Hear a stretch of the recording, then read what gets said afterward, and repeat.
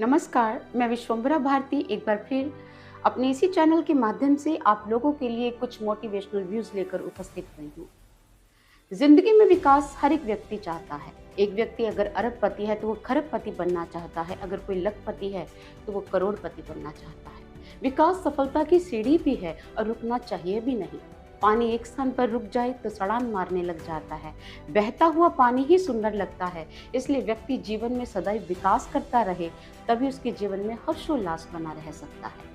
लेकिन कई बार क्या होता है कि हम अपने विकास के लिए जब एक बड़े टारगेट को अपने सामने रख लेते हैं, तो उसको पूरा करने के लिए जब आगे बढ़ते हैं तो जीवन में बहुत सी समस्याएं आती हैं, बहुत से संकट आते हैं और इन समस्याओं से जूझते जूझते व्यक्ति हताश हो जाता है, परेशान हो जाता है और उसी समय क्विट करने का विचार उसके मन में आ जाता है। लेकिन क्विट क्यों किया जाए? प्रश्न यही पैदा होता है। क्विट करने की बजाय क्यों ना हम एक ऐसा रास्ता ढूंढ लिया जाए कि क्विट करने के स्थान पर हमें एक ऐसा रीजन मिल जाए जिसकी वजह से हम क्विट ना करें, अपितु सफलता की सीढ़ी चढ़ ले और अपने मुकाम को हासिल कर ले। Progress is not measured by how comfortable we are, but progress takes place when the situation is adverse and we remain normal.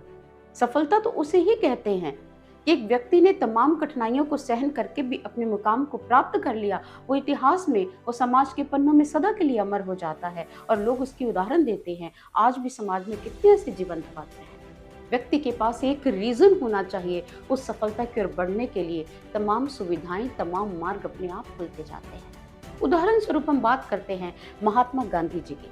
Mahatma Gandhi Gujarat के राजकोट में अच्छी खासी वकालत कर रहे थे, प्रसिद्ध वकील थे और उन्हें दक्षिण अफ्रीका के एक बहुत बड़े सेठ ने उन्हें अपने मुकदमा लड़ने के लिए अपने पास बुलाया।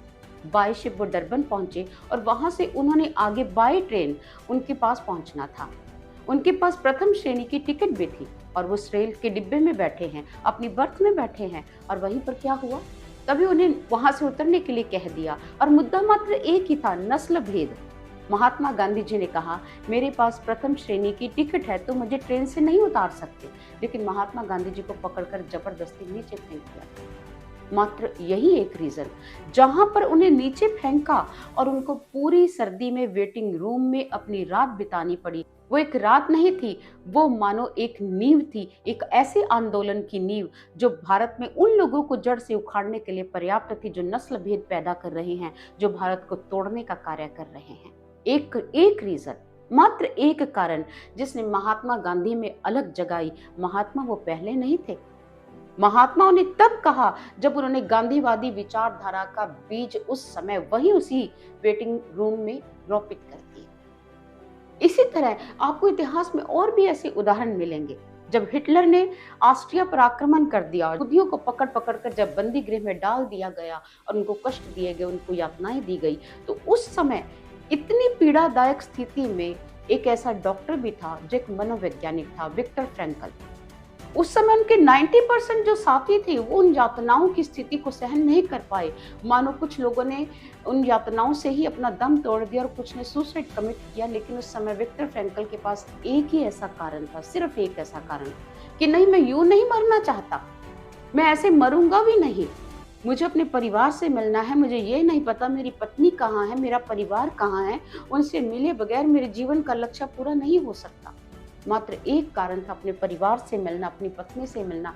इसी कारण ने उनको जीवित रखा और इतनी भयानक परिस्थिति में भी वो जीवित रहे और जब यंत्रणा गृह से वो बाहर आए तब जाकर उन्होंने अपने पैर जमाए, अपने आप को एस्टेब्लिश किया और उनकी वो बुक जिसमें वो अपने अनुभव लिखते हैं, मैन्स सर्च फॉर मीनिंग, उन्होंने इस बात का व्यक्तिकरण किया है। एक कारण व्यक्ति को इतनी यातनाओं के क्षेत्र से भी बाहर ले आया और समाज में पुनः अपने पैरों पर खड़ा होकर अपने मुकाम को हासिल करने के लिए उसने तैयार कर दी।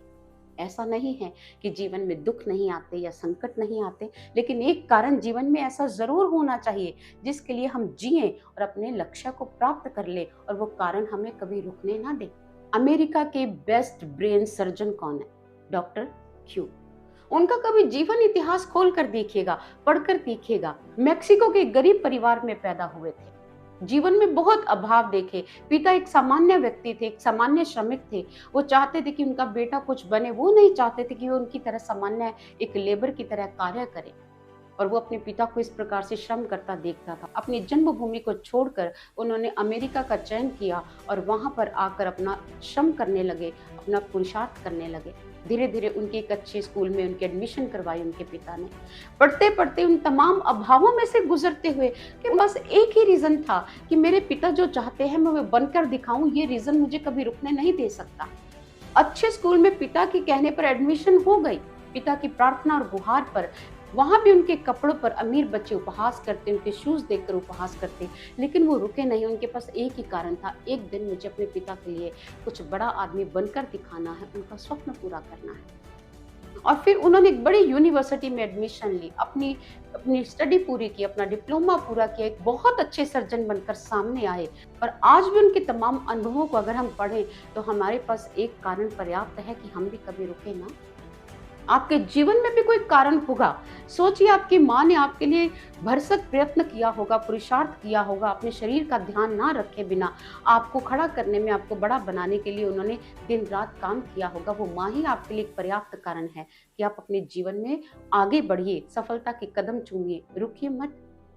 इसी प्रकार अपने जीवन में कारण ढूंढिए, और अगर आपके पास कारण है तो आपको सफल होने से कोई नहीं रोक सकता। और अगर आपके पास सफलता का कोई कारण ही नहीं है तो फिर आप सफल कैसे हो सकते हैं? इसलिए ढूंढिए आज से वही कारण, और अगर आपके पास कारण है तो अभी से लग जाइए। आपको सफल होना ही होना है। वो एक कारण आपकी सफलता का राज है, रहस्य है। धन्यवाद।